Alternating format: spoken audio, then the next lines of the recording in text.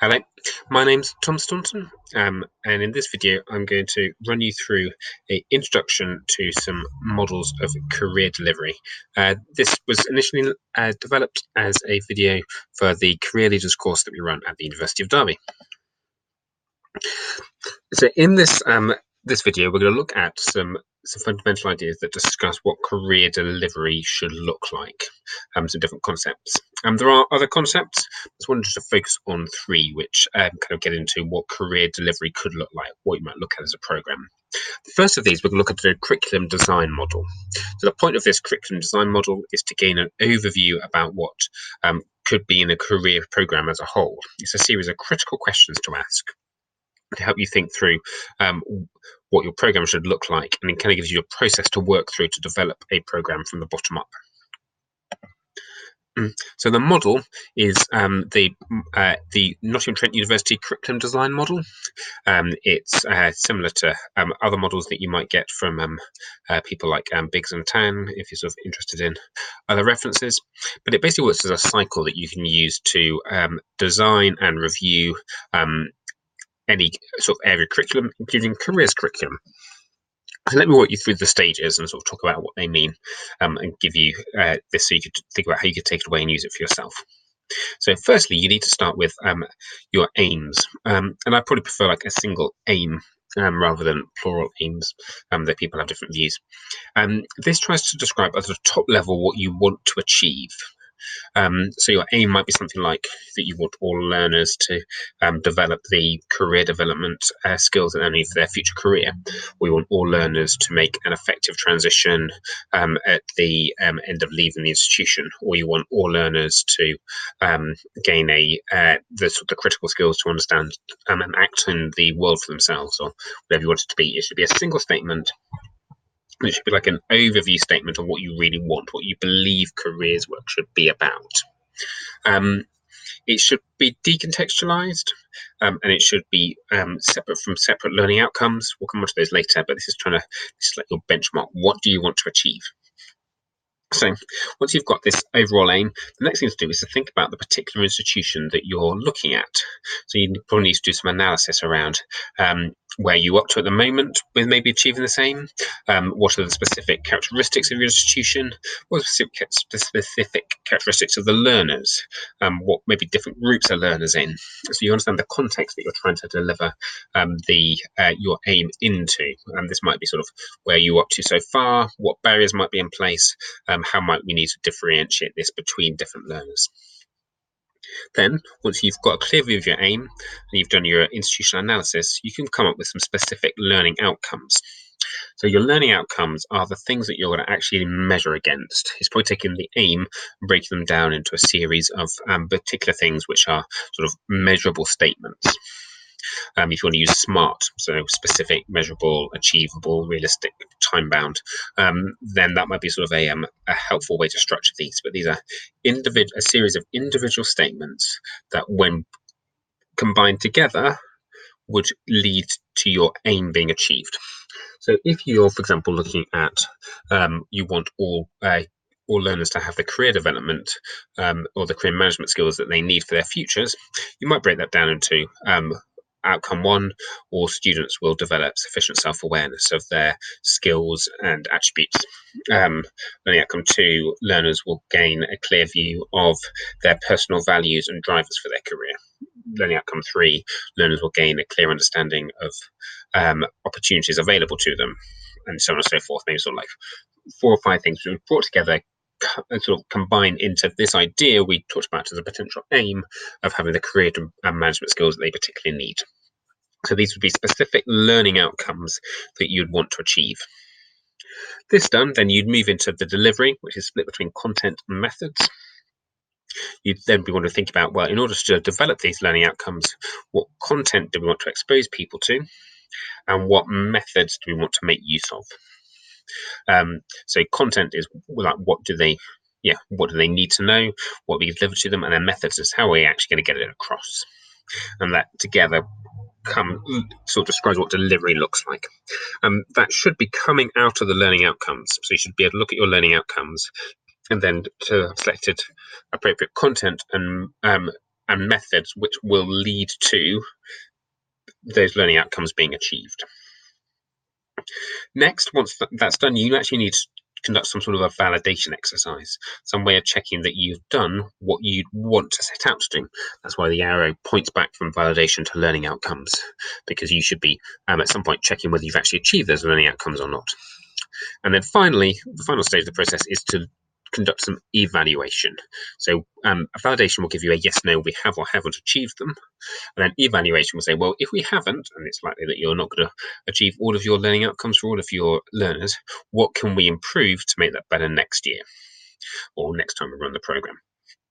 So that gives you a cycle to work through. A few things to really sort of draw out. Firstly, there's a real focus around your preparatory work before content. There could be a temptation with any sort of curriculum area, careers included, to just jump into delivery and start planning on what you're actually going to do. You need to step back and think about what do you want to achieve, what is the context you're working in, and therefore what specific learning outcomes do you actually want to have. So there's a need to plan things before you get into content.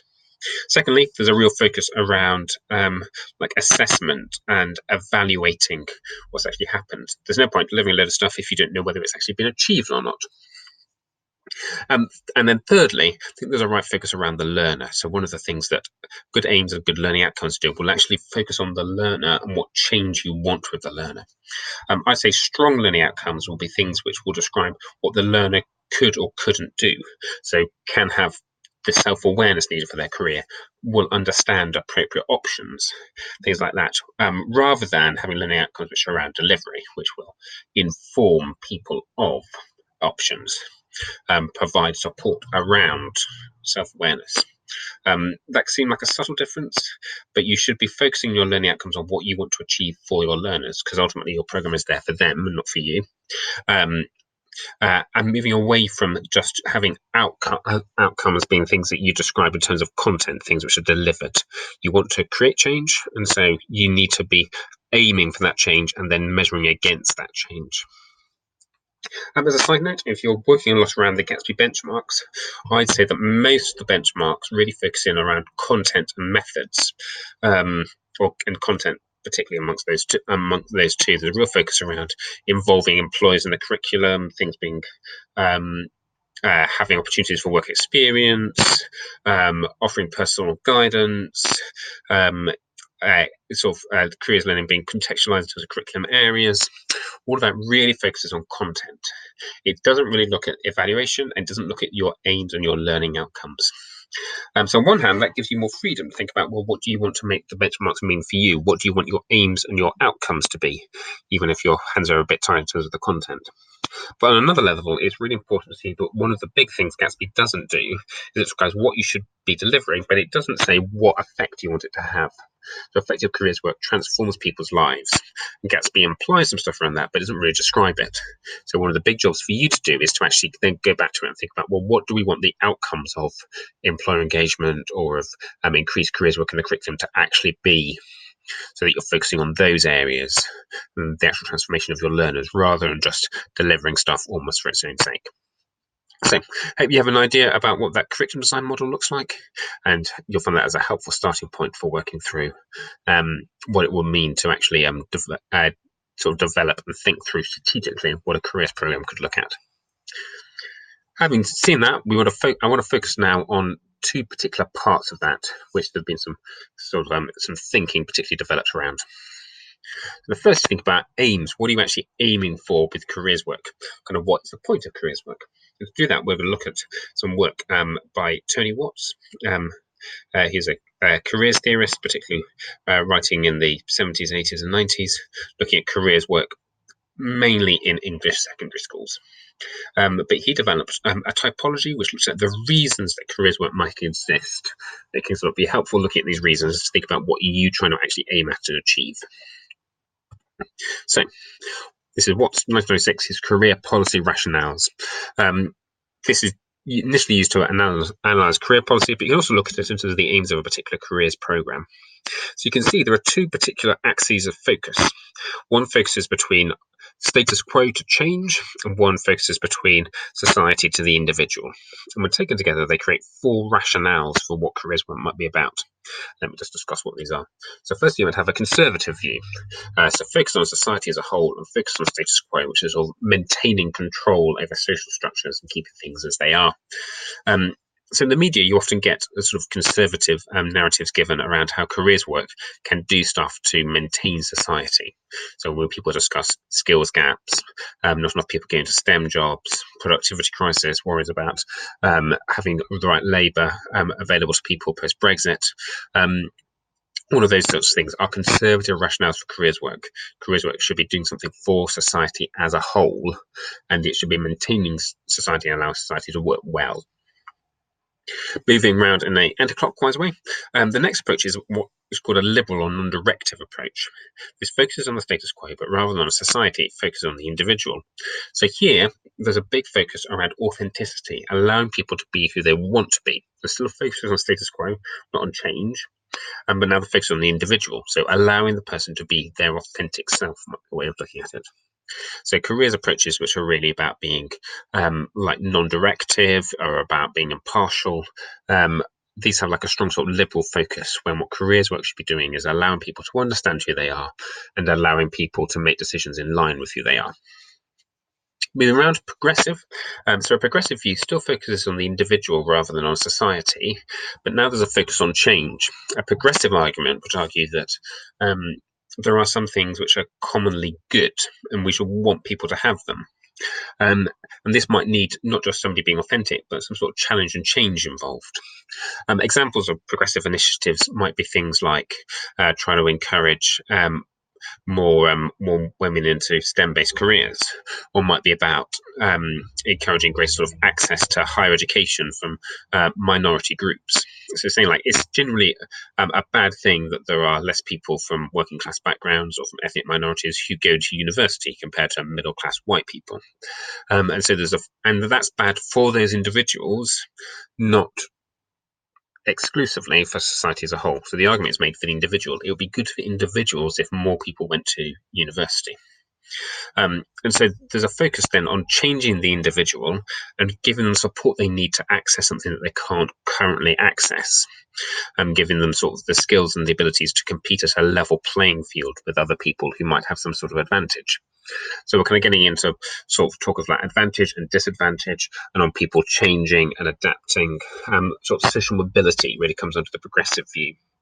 So you might have see a sort of a bit of a tension developing between progressive and liberal about whether you allow people to be authentic to themselves, or whether you think there are some things which are commonly held as good, and you want to encourage people to get hold of those things for themselves. The final argument is like a radical, also like a social change view. Here, some of the work of careers work is seen as actually trying to change things about society. The problem with a progressive view is it might notice some things which are bad and things that need to be changed, but its only way of changing them is by helping the individual adapt to be better in that situation. It doesn't say change the situation itself. So radical approaches to career don't necessarily need to be about inciting revolution and being sort of very political. It could be as simple things as wanting to advocate for local employers employing more people from who are disabled, or looking at engaging employers and looking at the benefits of a more diverse workforce. But it involves actions that careers work takes to engage with society, to change society and make society better for everybody. So it sees that there are some problems which lots of people face in terms of their careers, and so something that careers work can do is to look at changing them.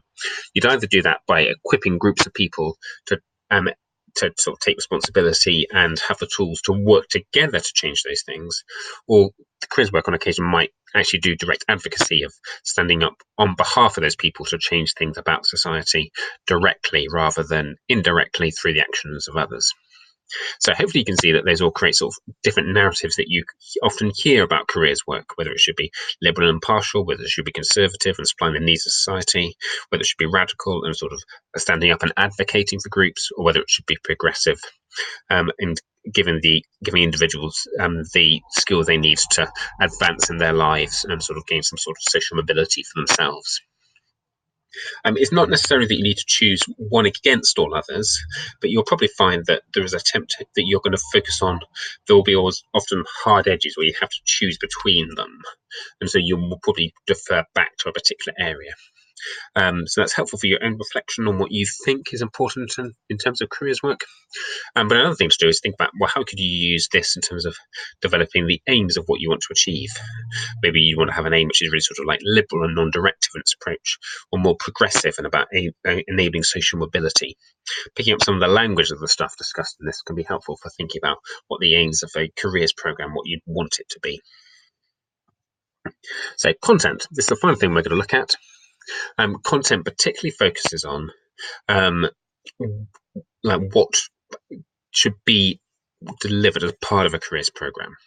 As I said before, when looking at the curriculum design model, this might come out of your particular learner needs and out of your overall aim. But there is some sort of there's a particular tradition around what this can look like, which I think is a helpful starting point for seeing the building blocks that a careers program might involve. This comes from the DOTS model from Law and Watts. If you've been following this series of these sort of 2 videos I've done as part of the Career Leaders program, just that Tony Watts did the previous thing we looked at around the different rationales, and Bill Law developed community interaction theory, which we looked at under the theories video. They describe DOTS to describe what should be in a careers program under 4 main headings: decision making, opportunity awareness, transition learning, and self-awareness. The bright amongst you will have, or the observant amongst you will have noticed, and there's a link here with some of Frank Parsons' work, but they're saying that learners should be equipped to be able to do these 4 things: to make decisions, to be aware of opportunities, to be able to manage transitions. So transition learning is a bit of a clunky expression, but it refers to things like interview skills, CV writing, job hunting, networking, those sorts of things that enable you to go through a transition. And finally, self-awareness. So I think probably the order of things, though it's not set in stone, I think most people naturally think of S as coming earlier in the process than being the last thing, and that T is in almost all cases actually the last part of the process, if you're going to look at it as a process. But basically, DOTS tries to describe what should be in a careers program. So it can be a helpful thing to think, well, how are we actually supporting people with decision making? How are we helping them learning about opportunities? How do we help them with self-awareness? What concepts do we use to help with self-awareness? And what do we do around transition learning, helping them actually make those transitions? I would say on the whole, most people are strongest on the O. There's more stuff around helping people understand about the opportunities available to them. And I would say that probably the least is done around decision making, or decision making can sort of be parked into where they can go see the careers advisor about that if they don't know how to make a decision, rather than really trying to work through and conceptualize how a group as a whole can be supported in decision making, and maybe what you need to do with groups as a whole to give them the skills to make decisions beyond just referring them to a careers advisor. That absolutely can be one of the tools that you may end up using around decision making. DOTS was then developed later by Bill Law, who came back and revised it into Sisyphus, which probably isn't slightly less catchy acronym than DOTS. And Sisyphus describes a process when DOTS, these kind of like 4 objectives that don't necessarily have an order to them. Sisyphus definitely does have an order. Law sees people searching, sifting, focusing, and understanding. So let me look at these in turn. So searching, this is kind of like the old O of DOTS. It starts with people identifying what opportunities are available to them. Next, in sifting, people ask, well, how do these relate to who I am? So this is kind of asking some important questions around the opportunities that are available to them to start thinking about which ones are most suitable for you. So these might be to do with like you might have some categories that you're looking for in a career that pays a certain amount, a career that for an organization of a certain type, a career using a particular set of skills.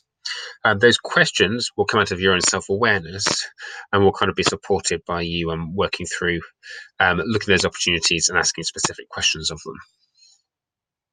Next, focusing. With focusing, you're going to ask where you're actually going to where you will focus your future actions. It's a way of sort of describing decision making. So this is kind of like narrowing down from having understood the opportunities and how they relate to you.